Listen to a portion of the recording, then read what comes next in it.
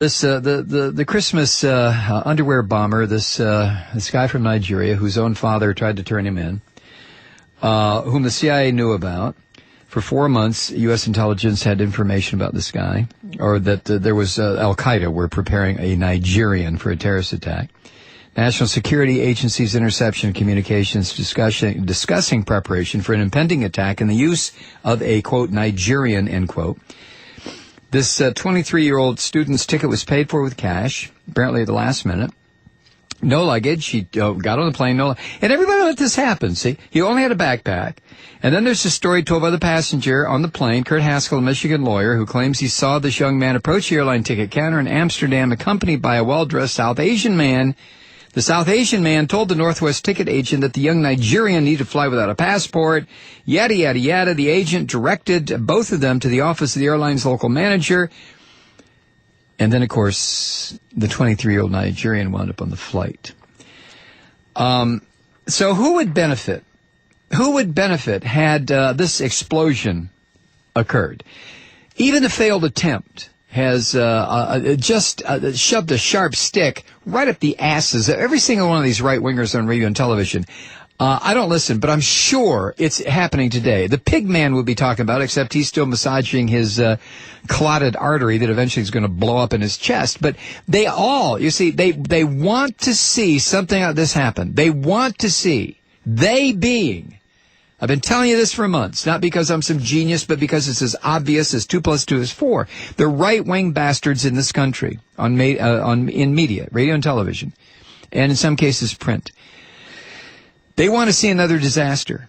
They want it. They lust after it. The Christian Armageddonists, the corporatists, the right-wing pigs in the Republican Party, which is all of them, they want to see this happen. Even the failed attempt has touched off this firestorm of criticism about the Obama administration's supposed laxity in the face of terrorism, right?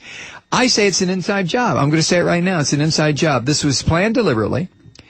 The operatives within these intelligence agencies that are in key positions, just like we have 3- and 4-star generals in the armed forces of this country who are convinced that Jesus is coming if we just kill enough Muslims. That's how sick and degenerate it's gotten in this country, in the ruling elites, whether they're corporate, government, or military. Well, not all of them, no, but anyway. Dick Cheney released a statement. Well, it was the last Wednesday, about, 5 or 6 days after this occurred. This is what he said, quote, "We are at war, and when President Obama pretends we aren't, it makes us less safe," end quote. Now, this is the pig who was the de facto leader of the so-called war on terror in the Bush administration. This is the pig who condemned Obama for proposing to close down the Guantanamo prison camp and torture facility and try some of those held there in normal federal courts. This is the pig who denounced the U.S. president for jettisoning the words war on terror in describing this country's continuing wars abroad and attacks on democratic rights at home. This filthy pig, Dick Cheney. Now, Cheney, let me digress for just a second, in case you don't know it, because I sure didn't. Mark Ginsburg, former U.S. ambassador to Morocco, who says, posted, I think this was at a Huffington Post, he says, well-known fact in Washington that then Vice President Cheney proudly micromanaged all things Gitmo, including authorizing torture and determining who was going to be released.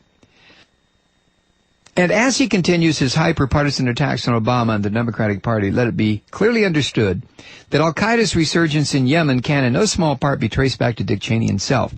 In 2007, then Vice President Dick Cheney personally authorized the release of 11 Saudis from Guantanamo, who then passed through a leaky Saudi halfway house terrorist rehabilitation program to rejoin al-Qaeda.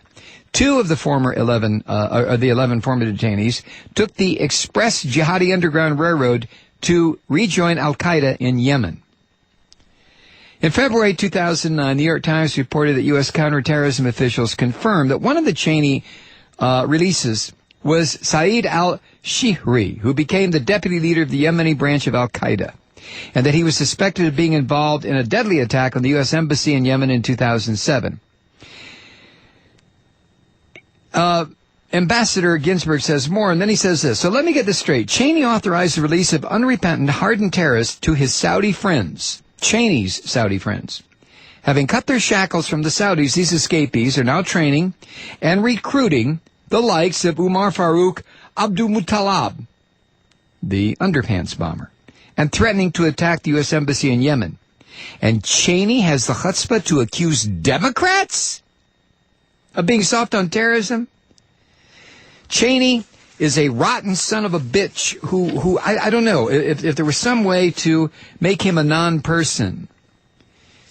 But media won't do that, you see, because media in this country is owned by the same people that Dick Cheney represents. So Cheney will continue his hypocritical attacks on the current administration, even though Cheney is directly responsible. Cheney is one of the people pulling the strings here. But back to this poor 23-year-old Nigerian who is at the center now of the underpants bombing thing. You had the shoe bomber, the underpants bomber, yada, yada, yada. Increasingly, according to WS.org, the failure to identify Abdul Muttalib and alert other government agencies to the threat revealed in Nigeria and Yemen has been attributed to the CIA. How many key figures in the CIA have close connections to Cheney? Huh? How many times did Dick Cheney visit CIA headquarters before the invasion, after the attack on this country, before the attack on this country? Dick Cheney is a murderous son of a bitch who should be put on trial for mass murder. And what do? We have a media in this country that quotes this son of a bitch as though he was some sort of an authority on the failures of the Obama administration. This is beyond belief, man. I mean, this is Alice in Wonderland cubed.